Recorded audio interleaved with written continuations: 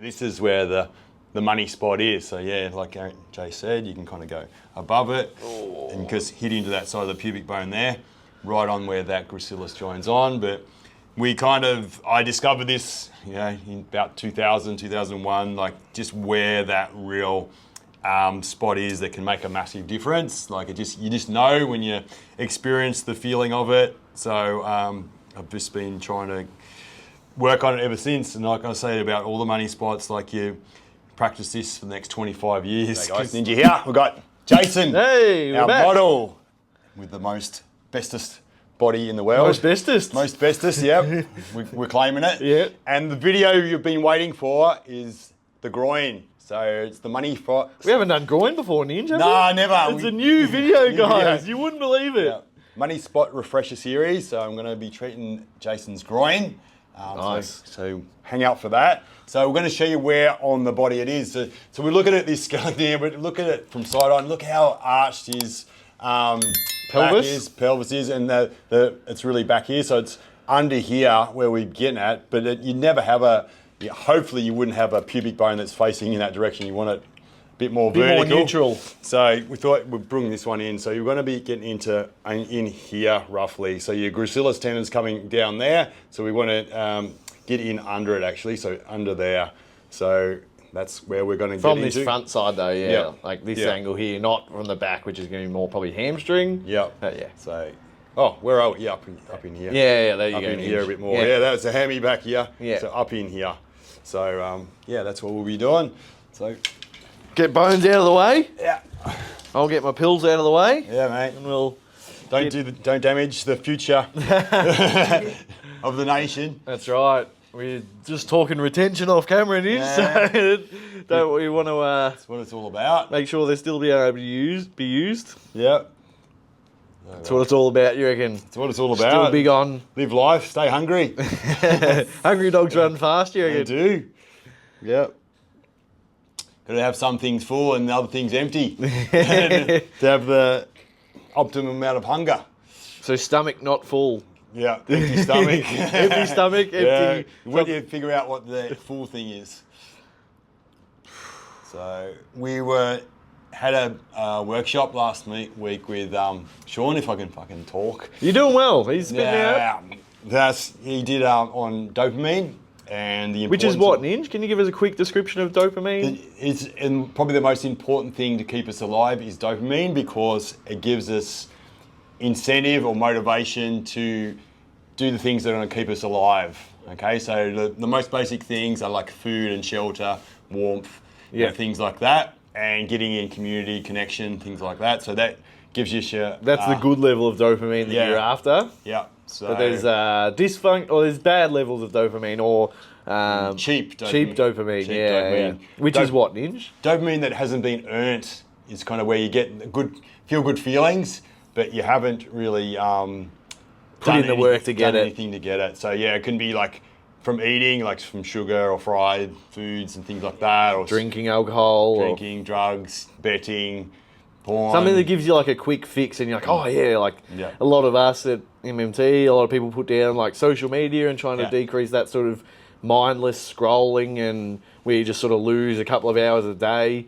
So that sort of thing is a quick dopamine hit, like you're looking for something that's going to give you a quick spark. Yep. But the interesting thing that I learnt, Ninja, was that like you can actually strengthen or like enhance your dopamine levels by doing hard things. You actually you lower your dopamine, but then by getting back to your neutral level is where like that's a rise where you're getting back to neutral, but you're feeling it coming back up. So you can actually lower that level of dopamine by doing a hard workout or sticking to a healthy diet or something that's a longer term fulfillment that's going to is harder to achieve. So if you do a cheap one, you're up here and you've got to come back down, where you can go down and bring yourself back up, and that way you're still getting your dopamine, but you're getting it through a healthier version.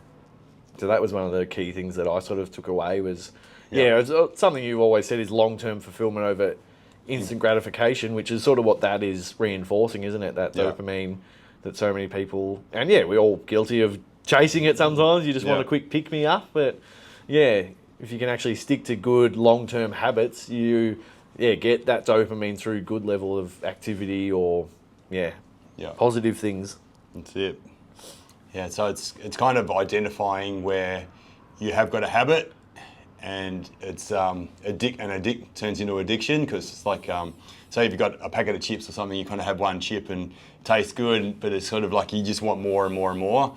And like when you have more and more and more, it can have an impact on you over time. You keep trying to chase that same dopamine level. Yeah, so that's where you got to kind of figure it out, and then by making some rules for yourself around that kind of thing, it kind of you have this withdrawal thing for a start, where you just chase and want that feeling, the dopamine, but then you kind of figure out other things you can do with your life that are more productive. Hopefully, you don't want to replace it with a different thing that is no good for you over time. But so instead of scrolling, what have you found that?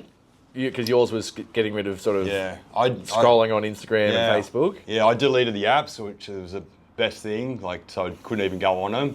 So I didn't delete my accounts, but I just deleted the apps off my phone. So and then now a week later, I don't even. My habit of just looking for the phone, picking up the phone, but looking for the icons, the Instagram, Facebook icons. You do it. You kind of just looking for them, just touching them mindlessly. You sort of know where it is. Yeah. But now I can't even do it. Like the first day, I was still picking it up and looking for it. Yeah. But then, now I'm good. But I think what I've done is I actually connect with real life people. So are you like calling more people, or just talking in person? Talking more, being more productive. I think or more present with my kids and things like that. So yeah, going to the park with them, but I think you can kind of. Just with this one, social media, you can kind of find other things to do on your phone, I suppose, if you're starting to do that, you've got to recognise that as well. So you don't want to just change it for TikTok or something. You know what I mean? Or just sit on YouTube and do the same thing. Yeah, if you're watching shorts. So I kind of give myself permission to watch longer form things. So educate me, inform me. People that do podcasts are talking about all the different health things that I like, whether it's psychology or physical. Metaphysics or whatever. Yeah, so I think that's a good way, because you can kind of have them on in the background. You can still do your cleaning or whatever you're doing. And you're still taking it in, but you're not sitting there just endlessly. Or when you're driving or something. So it's sort of...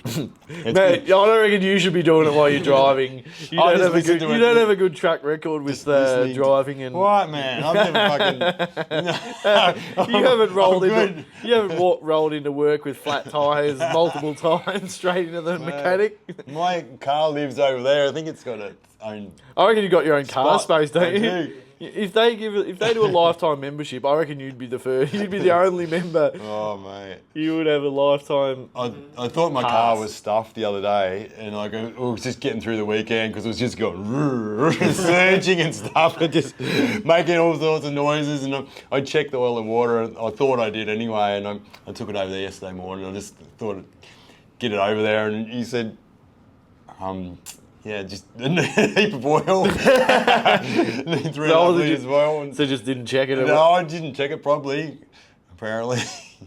But I thought it was stuffed, and I had to get a new car. So how are you going with this groin, by the way? We haven't spoken much about it. Where's the adductor money spot? If you can, where's your elbow right now? So his gracilis is there, so you can feel it real ropey. You can feel it on yourself, yeah. So yeah, you sit in there, and so that's one of the things we do. So that's why you can have a chat, because you see how there's no movement. That's probably why we do have chats on these ones, because you're not going to actually see any of this kind of stuff or any different spots. They're the one spot that just needs to be held like for 5 or 8 minutes. Different angles. I have been changing angles. I can do little things like this with his leg just to shorten that a little bit, lengthen it a little bit. You can sometimes go above the gracilis tendon. Yeah. But this is where the money spot is. So yeah, like Jay said, you can kind of go above it and just hit into that side of the pubic bone there, right on where that gracilis joins on. But I discovered this, in about 2000, 2001, like just where that real spot is that can make a massive difference. Like you just know when you experience the feeling of it. So I've just been trying to work on it ever since. And like I say about all the money spots, like you practice this for the next 25 years, because like you don't think you've got it, because you've got to actually tailor to the person. Like the shape of your elbow, it's got to fit into the shape of person's skeleton, their body, their Way tendons. The way you're angling, sometimes it's down, sometimes it's in, sometimes it's out. Yeah. Same spot, but different angle can be so different from sore to being the spot. Yeah. And you just got to tune in to where people's blocks are, where they're stuck, where the scar tissue is, what is therapeutic to them, what is disconnected. So if you're kind of like this here, it's all right, but it's not as good as that. You know what I mean? So it's like, you really tune into this after a while, and then like you just hold on to things so it gives the body a chance to change. Like a lot of times when you're doing this, the body won't change. It won't, because it's the rubber, rubber tissue, that's fascia, we're trying to affect, we're trying to melt that down and change its state from that solid into more a gel-like state, which is healthy. And then the body can heal itself, and that's what it's all about. So, yeah. Yeah. That's it. That's it. The groin money spot. Plus dopamine chat. Dopamine. There it is. Seek healthy dopamine levels. Yeah. It'll be challenging, but it'll be worth it. It is so much better. Life is better when you're not addicted to More presence. low vibrational stuff. So, live life, get it done. Enjoy, guys. Thank you.